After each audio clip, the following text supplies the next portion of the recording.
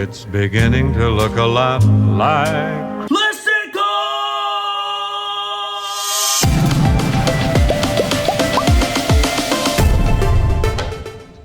Sorry about that. Today, we are going to welcome in the last month of 2023 with the list of my favorite theme park events. Before I get into this at all, I do want to stress out, I do want to put this disclaimer out there that this is my opinion from my experiences. Everybody's experiences are always different, so this is just to kind of throw this out there from what I thought. So let's go ahead and start it off. This was an incredibly hard list to make, so I had to kind of go on a bit of a ranking system just so that I could try to make numeric sense of everything. So I ranked these experiences on 5 different categories. There is the full park ambiance, that is the aesthetics around the park and how broadly they expand throughout the entire area, or if it's condensed in one, little spot. Characters, were they interactive? Were they on brand? Did they make me feel Christmassy? The food and the drinks, because of course it's the holiday season in America. The shows. This is also another big part of what theme parks do for a lot of their events, whether it be for Christmas, Halloween, 4th of July, something like that, where the shows encapsulating in the holiday spirit. And longevity. Is this something that just took place at night, or was it throughout the park all day? That's a little bit of a divisive category because a lot of people just want to experience Christmas at night. But there's more to Christmas than lights, and we will find out.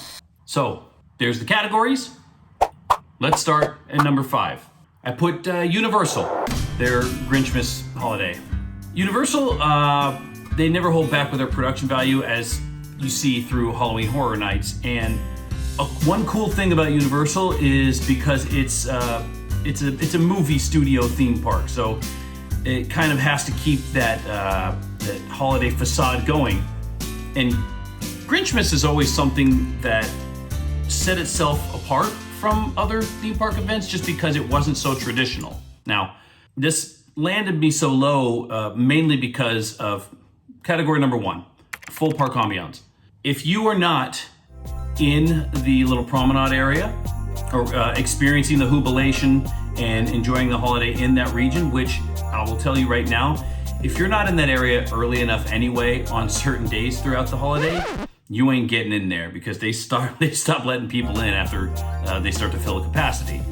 But if you're not there, if you say you're on the lower lot does have like a Christmas tree, but you don't really feel the holiday spirit. The presence doesn't really fill up the park like I thought that they really could because of how small the park is. I feel like they kind of chinched out a little bit on going crazy with the lights and theme of Christmas in general. For that, I unfortunately had to give it a 2 because it's a very almost isolated part of the park, with the exception of Hogsmeade at certain points. The characters. This, I gave it a 5 because the characters in Whoville are all amazing actors. They're amazing characters, and they're very interactive, and they put a lot of time and care into their day-to-day operation. And let's face it, the Grinch is number 1 in Christmas characters in Southern California. And every actor they get to play the Grinch does an amazing job. Every year. They set that bar so high for anybody else to try to reach it. Food and drink. I gave it a 3. It's average. I've never been super impressed by Universal's spread. Even the things that they consider gourmet. It's never been their strong suit, and that's okay. There's nothing wrong with that. But the drinks have always been a little watered down, and the food always tastes like it's been thawed out overnight from being frozen the night before. I don't know. It just wasn't, and there wasn't. There wasn't a huge selection to choose from anyway. Granted, that's not what they're going for. They're not really trying to wow you with their food. I think they understand that they can leave that to other parks. The shows. So again, it's all centralized to the promenade area and it's all focused around the Jubilation. The tree lighting ceremony is awesome because it's a whole Grinch tree lighting ceremony, and that show is really cool. And then they have Cindy Lou storybook time, I think is what it was. I think it was Cindy Lou who read the storybook. She does it in English and in Spanish. But the shows work just there.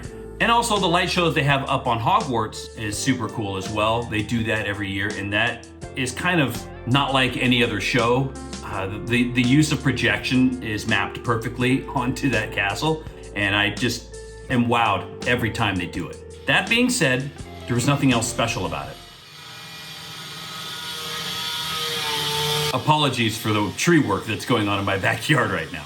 So for that, I had to give them a 2, just because there really was only the couple shows in the centralized areas. And that's a shame, because that kind of set them down the list a little bit. And then of course the longevity. Also a 2, because they don't really do anything special during the day.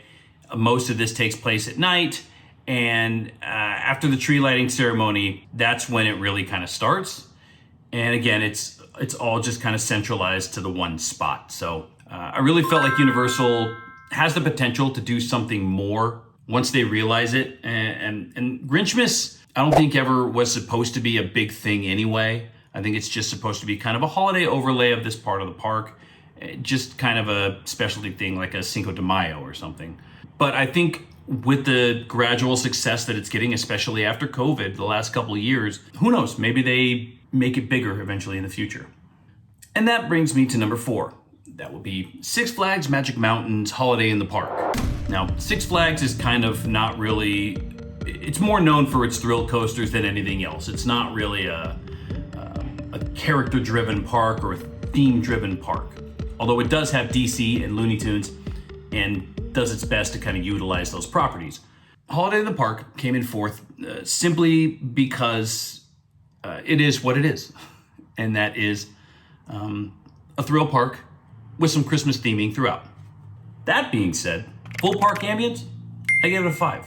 There is not a part of the park that you walk around at night that's not lit up. They, just like Fright Fest, every area of the park is zoned to a specific Christmas theme overlay of what that zone originally is. And the lighting, they use a lot of lights at this park. There's lights everywhere. They did not cheap out on the lights, and the music is always on point. Six Flags knows what they are, and they definitely utilize the DJs at Six Flags. The characters, I gave it a 4, but there's a couple little characters that are specific to Christmas that were hilarious. I wish I remembered their names. There's 2 in specific, and they were ridiculously cute. And they kind of gave me and Andrea very much a fun Christmas vibe. The kids loved them. And again, Six Flags also loves their stilt walkers. So there's the stilt walking gingerbread men that walk around and doing their thing. And all of these characters are very, very interactive with the guests. And they all seem like they're having fun. And the characters are all kind of original developments by the actors and actresses themselves. And I thought that was kind of a nice touch. The food, again, it's a thrill coaster park. Not really known for its food. I will say that similar to their Oktoberfest, they do have the booths that line across the back end of the DC area, back behind the carnival. And that is, some of those items are really good. And then they do have their Holiday in the Park food spread as well. But they still get a 3 because it wasn't anything that wowed me. Shows, I gave it a 1. I don't know if I just missed the train on stuff, but I didn't see any shows, with the exception of when they kind of started, when they had the lighting ceremony, which was pretty sweet in its own right, but it was only a few seconds. And after that, it was just kind of, a transformation, similar to kind of how they do Fright Fest. But I feel like they have areas in that park, they have theaters in that park that just weren't utilized for anything at all. There was no ride overlays anywhere. And I feel like they kind of missed the train on that a little bit. They probably could have put a little bit more effort into that side of it. But hey, again, it is what it is, right? It's a thrill ride park with Christmas lighting. Longevity. I gave it a 3 only because, again, it didn't really start until after the lighting ceremony. And even after the lighting ceremony, there wasn't anything new that came about. There were meet and greets all throughout the day in certain parts of the park. I think what happens is this park is kind of a victim of its own footprint.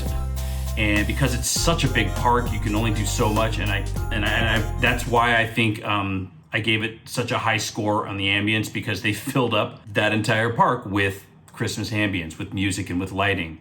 But nothing really started until nighttime. This is kind of a tough category again, because people don't really start experiencing Christmas until nighttime. So I get it, I know, but I had to find something to grade it. So that gives it a total of 16. That brings me to number 3 on my list.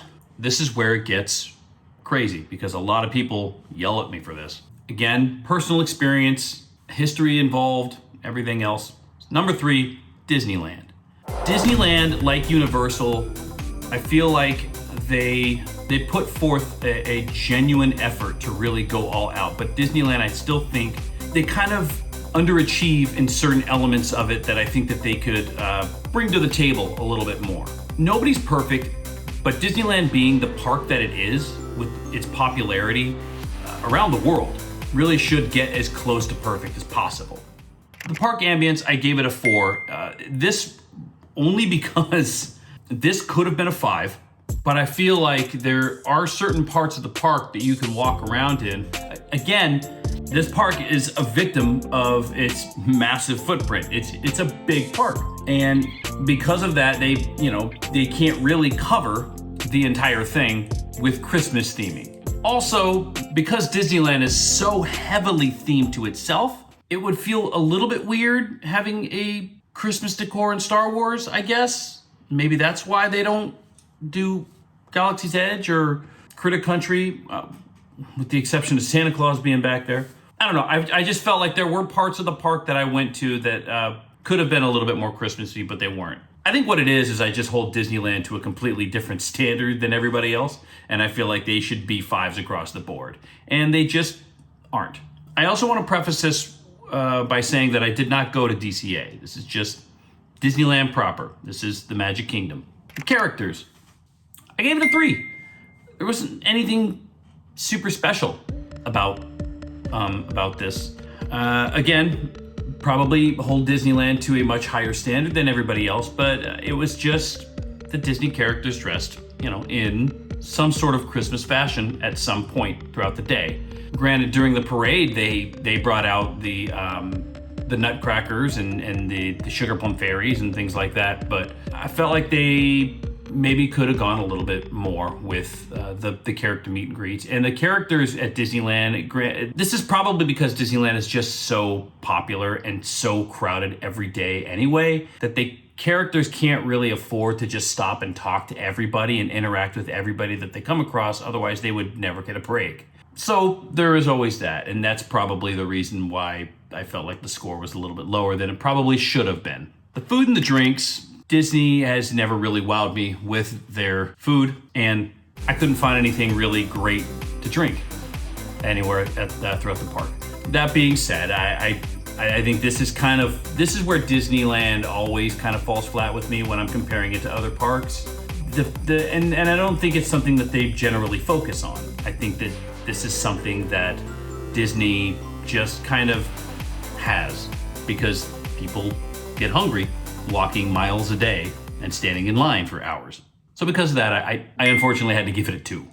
The shows. Disneyland is considered the happiest place on earth for a reason. And the shows are kind of worlds apart from everywhere else. While there was nothing that was specifically Christmas themed, a lot of other parks have like ice shows, ice skating, things like that. Disneyland doesn't have that, but they have very long Christmas parades that run throughout the day that are magical.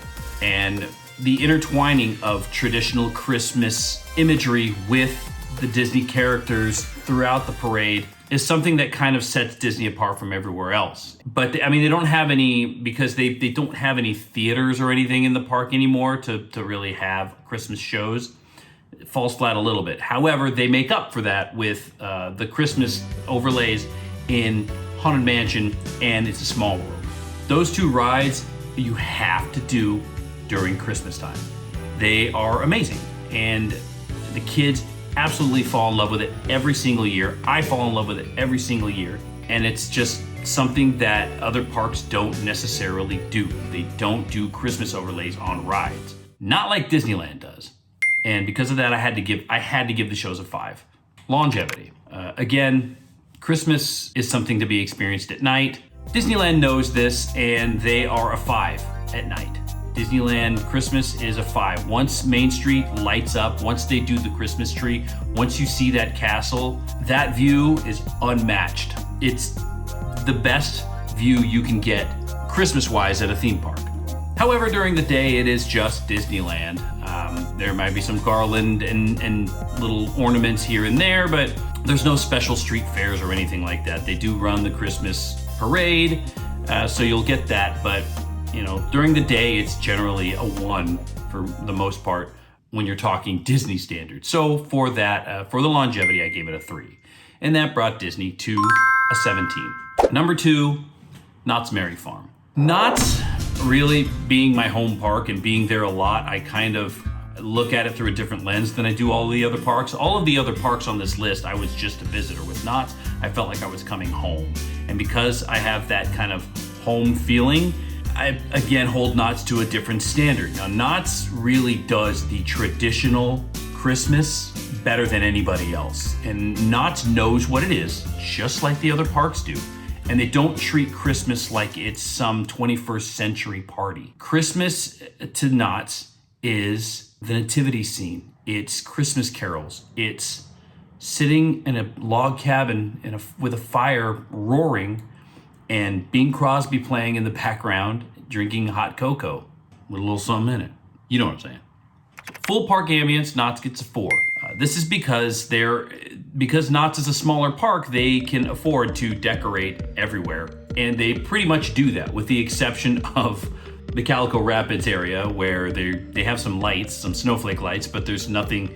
I really felt like they kind of really missed the chance to decorate the Calico River Rapids. While it is a water ride, a lot of people aren't going to ride it, but you could really decorate those trees, at least the facade along where people are walking.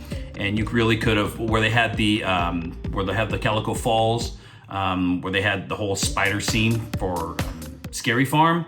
You really could have decorated that and really did that spot up, and they didn't. They kind of missed this. They kind of missed it there, but they still got a 4 because everywhere else in the park is heavily lit up and themed, and throughout the day you know that it's Christmas time when you're walking into Knott's as soon as you park in the parking lot.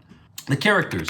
Knott's has the potential to really drive home that traditional Christmas spirit with their characters. Knott's Santa, to me, was my favorite Santa to interact with, just because he felt like the closest Santa to my childhood that I experienced back home, and that emotionally just kind of put it at a different plane.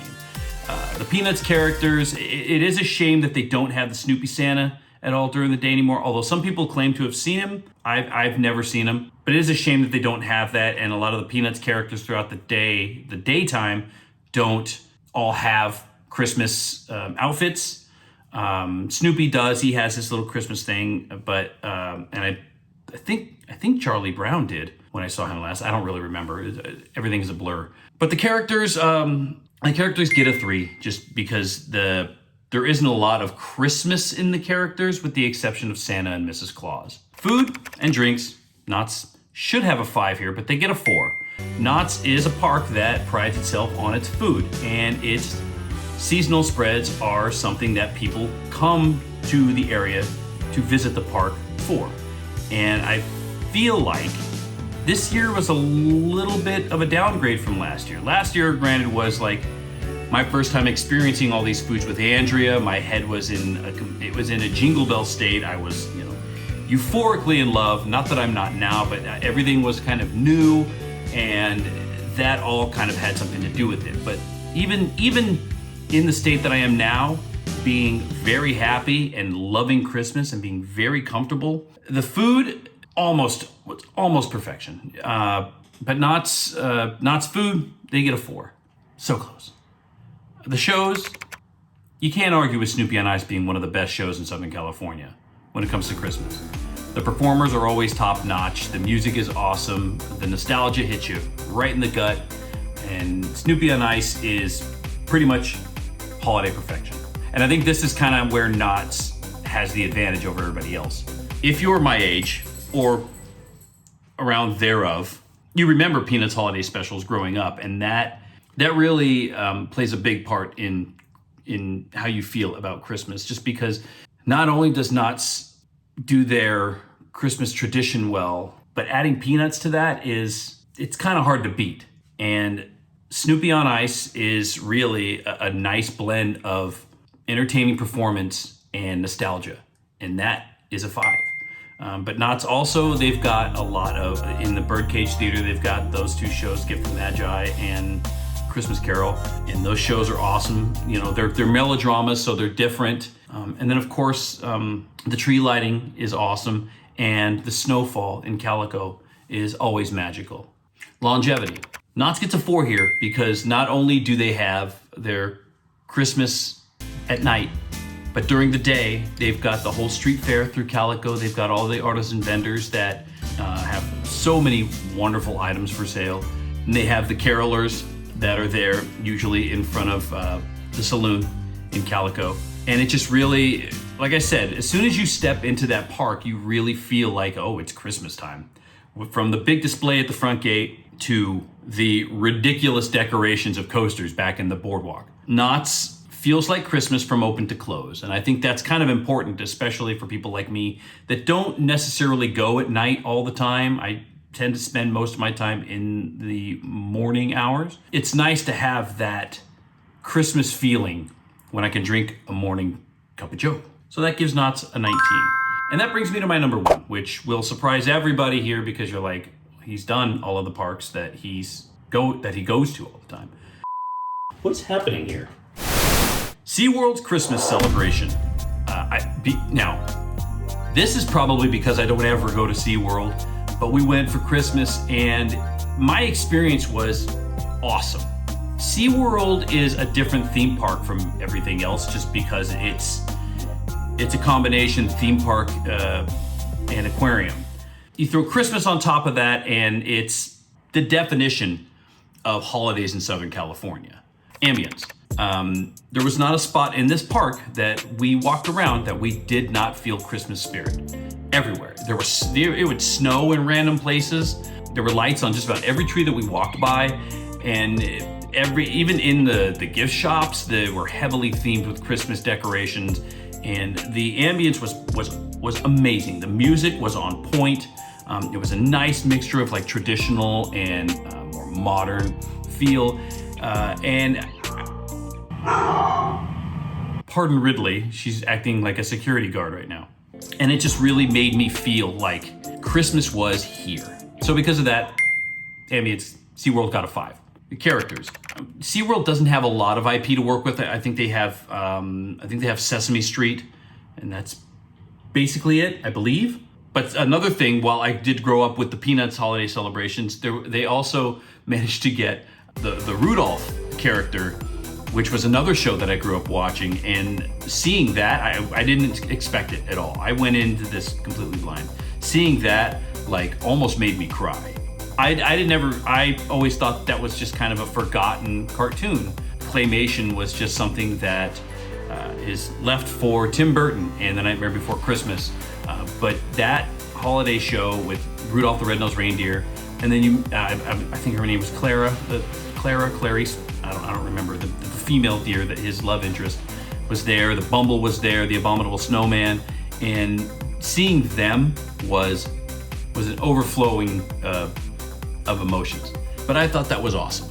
Santa, this Santa was awesome because he had the reindeer there too, and those reindeer were really cool. They were very alive, and they were up and they were eating, and they were very aware of where they were, and I thought that was really cool. The only reindeer that I ever seen were always the reindeer at the LA lights, at the zoo lights at the LA Zoo, and those reindeer always just seemed very sad and sleepy, and I'd never even seen them walking around. They were always laying down. But because of that, SeaWorld got a 4 for their characters. Food and drinks, SeaWorld had a ton. I didn't expect that either. SeaWorld had a ton of food and a ton of drinks, and their drinks were strong. The adult drinks, anyway. So for that, they also got a 4. The shows. These shows were awesome. Now, SeaWorld has the advantage of being on the water. Because of that, they were able to do that really cool Christmas tree show that they had. It was a little two-dimensional. Once you saw it, you saw it. It wasn't like they didn't build toward anything super crazy, but it was really cool because it was something that I didn't get to experience at any of the other parks. So that was a lot of fun. They also had a laser light show up toward one of the areas. I don't remember where it was. But they had that really cool laser light show that would have been awesome on like a foggy night because they had a lot of lasers, but it was kind of clear when we went and it was a little warm. So it wasn't as extravagant as it could have been, but it was still really cool. And then they had some jazz singer in one of the amphitheaters as well, who was really good. He had a really good voice. But then they had a parade, which consisted of just 3 floats. I don't think they billed it as much more than what it really was, but I think we were just expecting more because when you hear Christmas parade, you think of Disneyland style Christmas parade that's gonna last 15, 20 minutes with just characters and floats going by for, constant stimulation. And we got 3 floats and it lasted about 1.5 minutes and that was it. Now that was Mrs. Claus, so you did get to see Mrs. Claus, and it was really cool to have her. She was interacting with all the kids as she was riding by, which I thought was a lot of fun. And longevity, I didn't feel much during the day. Again, after they lit the tree, and they have that big tree that's like the Sky Tower tree of lights that I'm pretty sure that they have those lights there all year, but they light them during Christmas. They have like the biggest Christmas tree. But after that, it really hits that it's Christmas time and it's snowing everywhere, and there's lights everywhere you go, and the music is awesome, and the vibe just definitely changes. But during the day, it really is just a basic theme park. It's, got the rides and the experiences and the sea life and things like that. So that was kind of the weak point of SeaWorld, but it's still, everything else made up for that. I should probably keep SeaWorld in my back pocket as parks to visit more often. So there you go. That's my top 5 Christmas events in Southern California. I'm sure yours is much different than mine. I'm sure your experiences were all much different than mine, but I would love to discuss them all with you. So let's talk.